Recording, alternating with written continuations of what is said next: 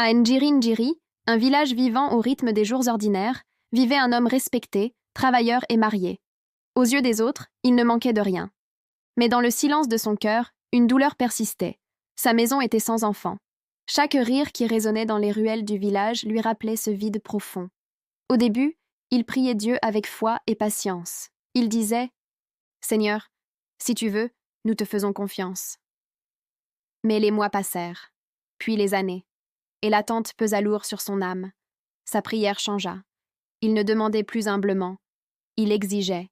« Jusqu'à quand, Seigneur? Moi aussi j'ai droit à un enfant. » À Ngiringiri, certaines voix commencèrent à murmurer autour de lui. La prière seule ne suffit pas toujours, il existe des solutions rapides. Au lieu d'écouter Dieu, il écouta les hommes. Son désir devint plus fort que son obéissance. Il voulait un enfant, à tout prix. Sur le moment, il crut avoir réussi, mais la paix ne suivit pas.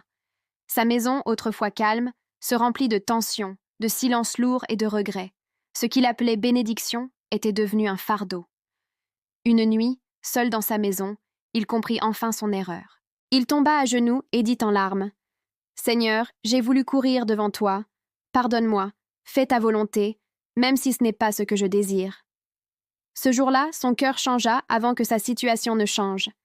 Il apprit la patience. Il retrouva la paix. Il servit Dieu sans condition. Et au temps parfait de Dieu, pas au temps de l'homme, la bénédiction arriva. Sans confusion, sans douleur, sans tristesse. La bénédiction de l'Éternel enrichit, et elle n'est suivie d'aucun chagrin. Proverbe 10-22. À Njiringiri, son histoire devint un témoignage vivant. Morale. Quand l'homme force les choses, il se blesse.